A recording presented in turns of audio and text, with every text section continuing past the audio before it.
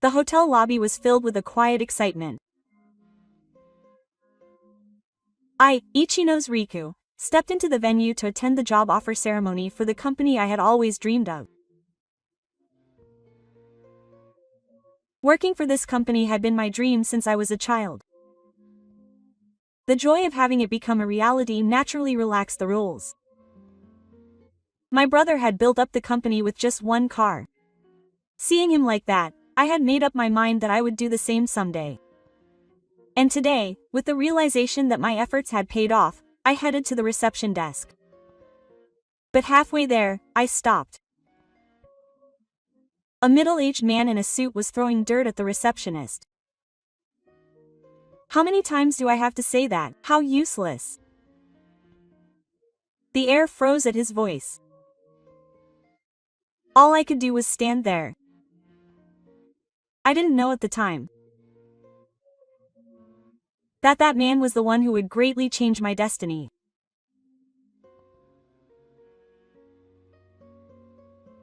My name is Ichino's Riku.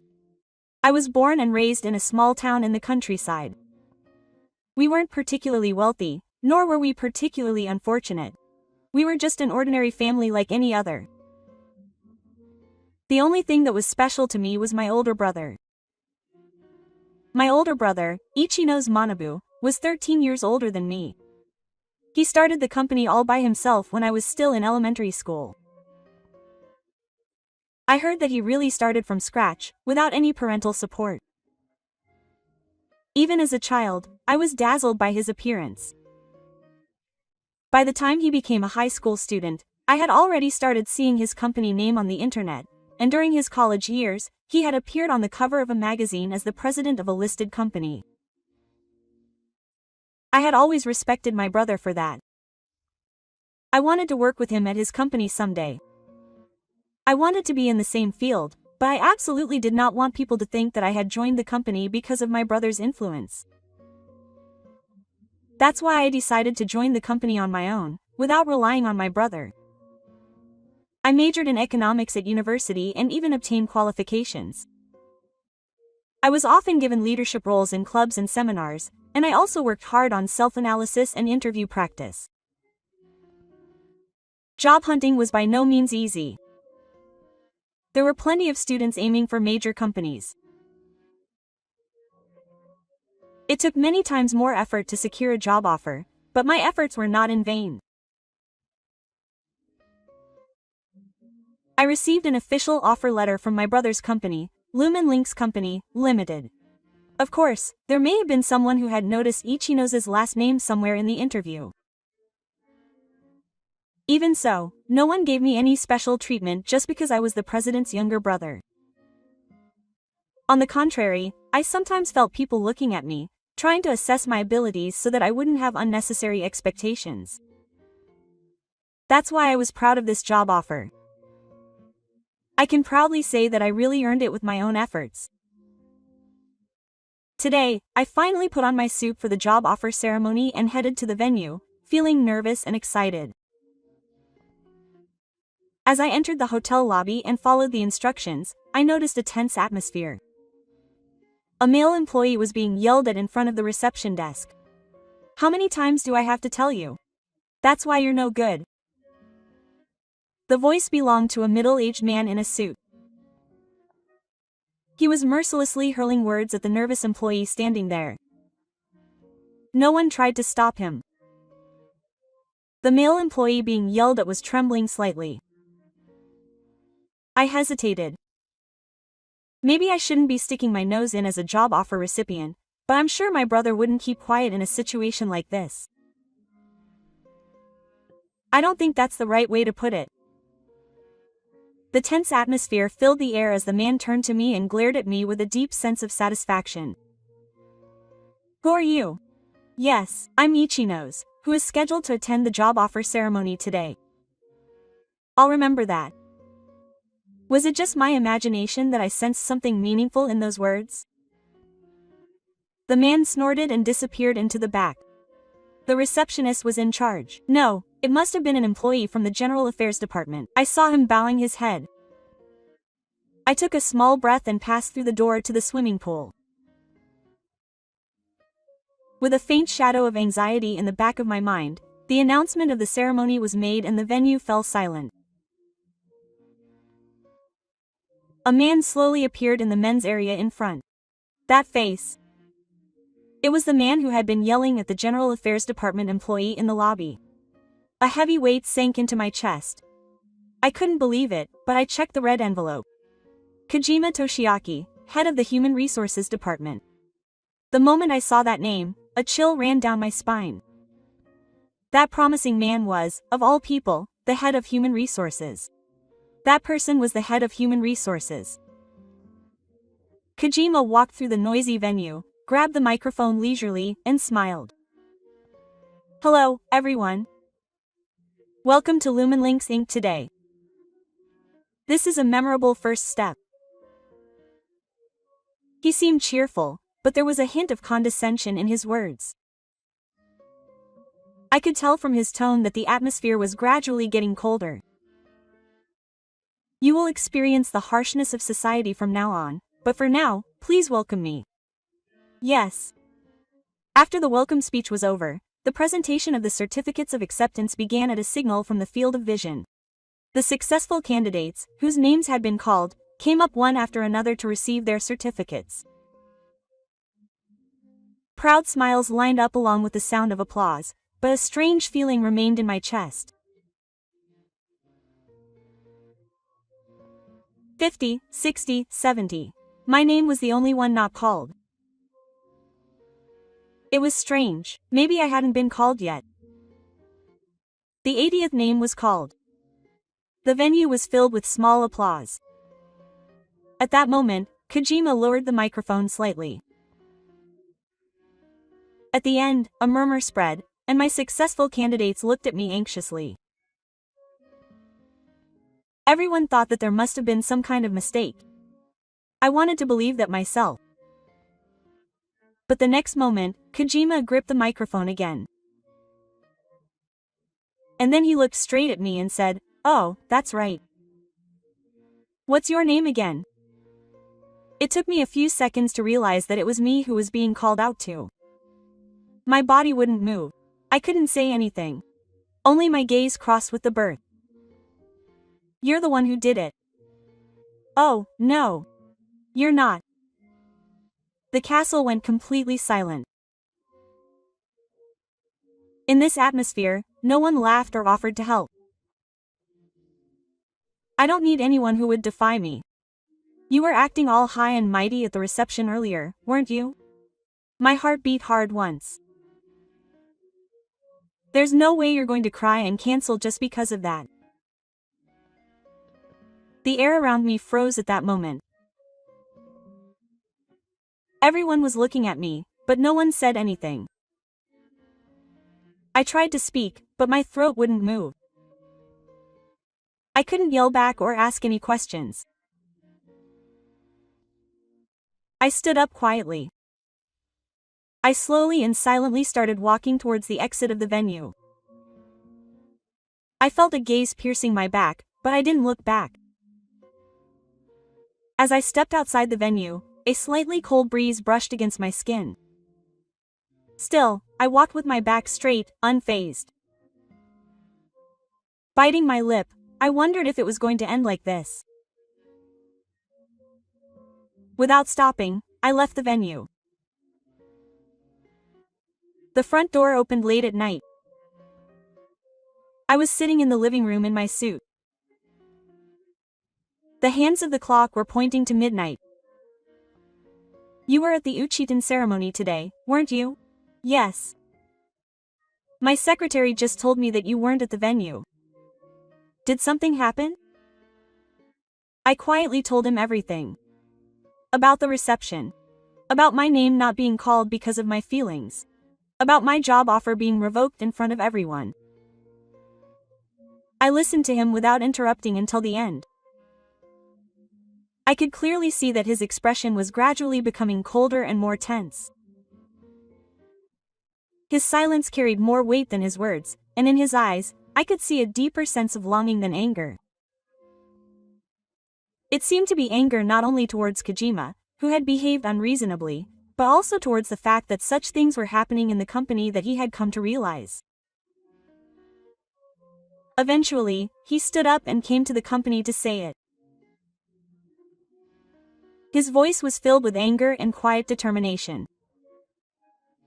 The next morning, we were taken to a conference room in the Hansha building.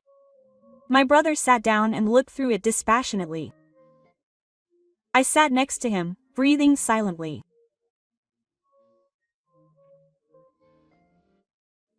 The office floor, usually bustling with employees and visitors, was strangely quiet now. The only sound coming through the heavy door was the ticking of the clock. Before long, my brother reached out to intervene. "Call Kojima, bring him here." A few minutes later, there was a knock on the door and the man appeared. Akira Kojima, General Manager of the Administrative Department. "President, is there something you need?" The man spoke in his usual tone, but the moment he saw my face, he was clearly shaken. His eyes widened slightly and his expression froze for a moment.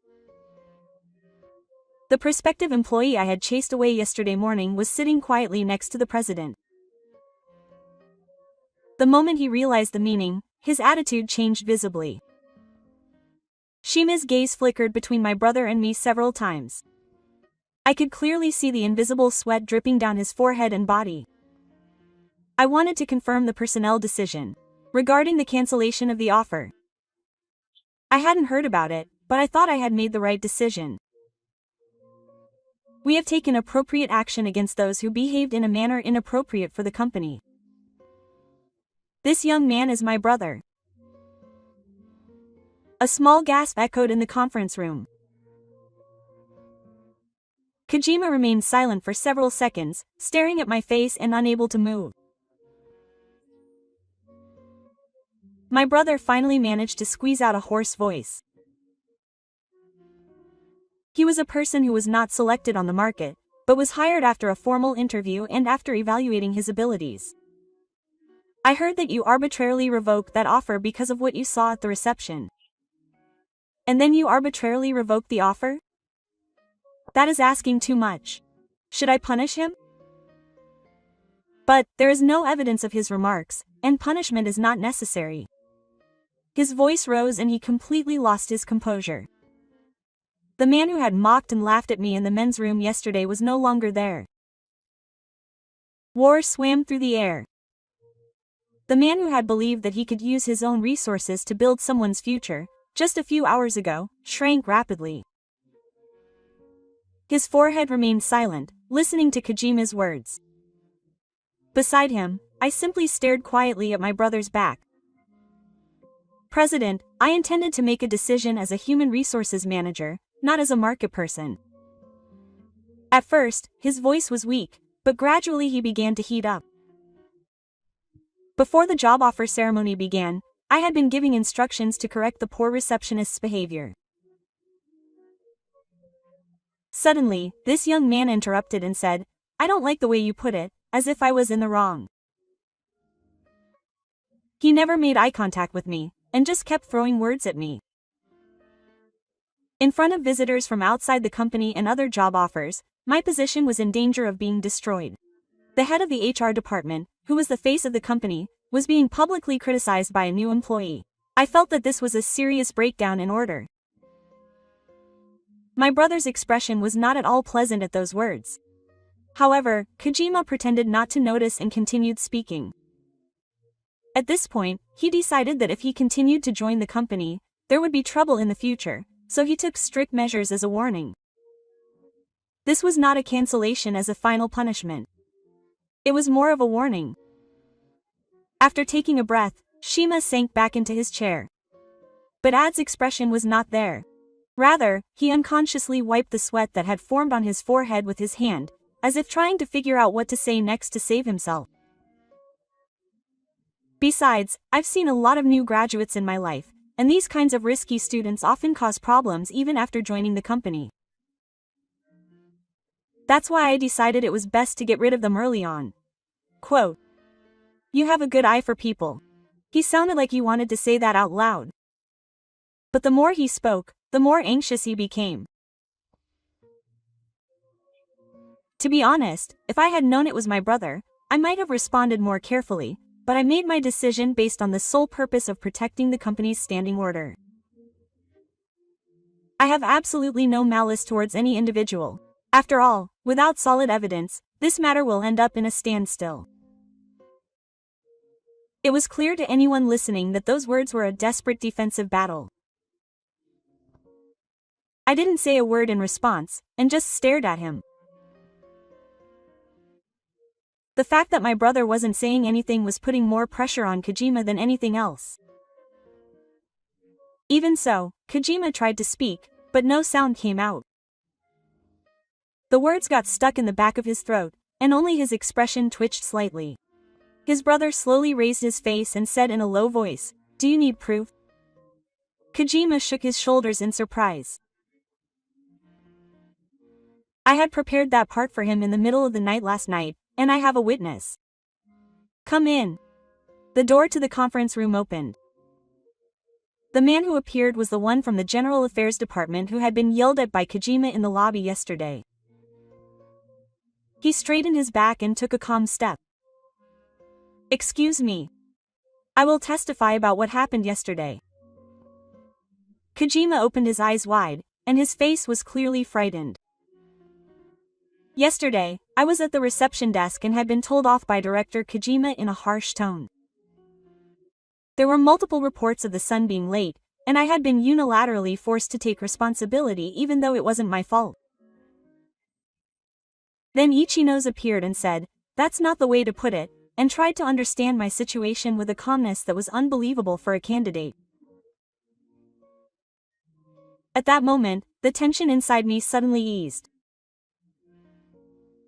I listened silently next to my brother. I had no idea that a single word of intervention would be taken so seriously. I have also checked the video of the acceptance ceremony.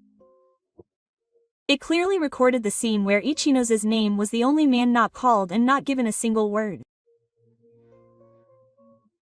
I compared the recorded footage from the venue, where some of the weights were shifted, with the order of events listed in the ceremony program, and there is no doubt that there was an unnatural skip. Kojima's hands were trembling, visible even across the conference room desk. He clenched his fists on his lap as if to hide his fingertips, but even his movements were awkward. Furthermore, the security camera footage and audio have been saved. The exchange at the reception desk has been preserved as is, and the audio has been picked up clearly. Ichino's statement that there was no way to put it that way is also clearly recorded. Kojima was left speechless by the words, which were spoken in a calm but unwavering tone, without raising his voice. "You have spoken well. You may leave." Sakusa left the conference room. The sound of the door closing quietly echoed in the night. Kojima kept his head down, half of his face sinking into the shadows. His clenched fingers could be seen trembling quietly. Sweat from his forehead ran down the book and soaked the collar of his white shirt. "Your words and actions have hurt the pride of our employees and openly trampled on the character of the new hire. Even in light of the ethics regulations in the car, this is a clear violation of compliance. The responsibility for bringing the market into the business and destroying the organizational structure is extremely heavy." Kojima's shoulders bounced as if he was delivering a verdict. This is not an emotional argument. The recorded video, audio, and testimony from the witnesses are all facts. If you think you can justify it by saying that you were just giving too much guidance or that you were just pointing out the problem, then you have no place in the organization anymore. Wait a minute. That was really just a joke, and I'll quickly dismiss this little matter. I didn't mean it. That was a clingy tone of voice. His gaze was clenched, and his breathing was shallow. His voice was rising. "Ichino's Riku is my younger brother. But this decision has nothing to do with fate. As president, I judged him to be a suitable employee, and after a formal preliminary hearing, I decided to hire him. And you tried to eliminate that person based on personal feelings. That's the problem." Kojima opened his mouth as if to fill it in, but no sound came out. His forehead turned to look at me. Tell me what you think too. I took a deep breath, looked my brother in the eyes, and answered. It had always been my goal to join this company. I wanted to reach the place my brother created on my own. That's why I didn't rely on recommendations and started job hunting. I say this quietly, clenching my fists. But if a company allows people like you to openly trample on others and allow that to happen, I don't want to work here. Kojima looks at me, but I don't make eye contact. Even if he tells me to get rid of it, it's too late. How I was treated back then is everything. My brother nods slightly. What's in his eyes isn't anger, but determination. I see. Then I'll make the final decision as president. My brother looks straight at Kojima. Akira Kojima, head of the HR department, is relieved of his duties. He will resign effective immediately. Moro gives formal notice in accordance with the in-car regulations. Please stop. Please, President. I've worked hard for this company for many years. I don't intend to deny that achievement. But I've decided that your current attitude is destroying the future. That's all. What will happen to the workplace if you remove me? I'm the only one who can get the HR department moving. It'll definitely be chaos. The pleading voice had lost its persuasiveness. My brother's expression didn't change. The secretary who had been waiting outside the door quietly appeared and approached Shima. Stop it, please stop it. I won't be chased here. Kojima, who was about to stand up on trembling legs, tripped over a chair and collapsed on the desk with his hands on the floor. Don't mess with me. You're going to fire me, you're going to take what that brat says seriously and make me. A scream echoed through the conference room. Kojima, his face still twisted, was urged on by his secretary and disappeared out the door on shaky legs. The door closed and the noise stopped abruptly. My brother exhaled deeply. This isn't a pleasant story. But I think I protected what I needed to protect. A slight smile appeared on my brother's face. If you think that way, that's the best. I stood up and bowed deeply. Thank you, brother. No, President. I don't need a ghost. The most important thing is that you stayed upright. That was all he said, but his back certainly looked strong. The head of the personnel department was dismissed that very day. That evening, a formal notice was sent to all employees. There was confusion in the car for a while, but I think the atmosphere was one of relief rather than surprise. After that, reports of past power harassment cases were made one after another, and the voices that had been suppressed by him finally began to surface. It seemed as if the suppressed workplace was gradually starting to breathe again. Then, a few days later, the matter was reported on the internet news. Although the company name was not disclosed, it was picked up as a job offer cancellation scandal and became a hot topic. To be honest, my heart was pounding. It was hard to accept the fact that something I had been involved in was causing ripples in society, but my brother did not run away. He once again explained his policy to the people in the car and went around to listen directly to the voices of the people on the front lines. Trust is harder to regain than it is to protect. As he said this, a deeper sense of responsibility was evident in the back of my brother than before. And today, I received a formal job offer from him again. As he handed me the offer, my brother said, "From now on, I expect you not as a family member but as an employee." I nodded deeply. Yes. I'm glad I had the courage to speak up back then. I took one step onto the office floor. My desk, which was still a nobody, was straight ahead. This was my starting point. Thank you for watching until the end. If you enjoyed it, please subscribe to the channel. See you in the next video.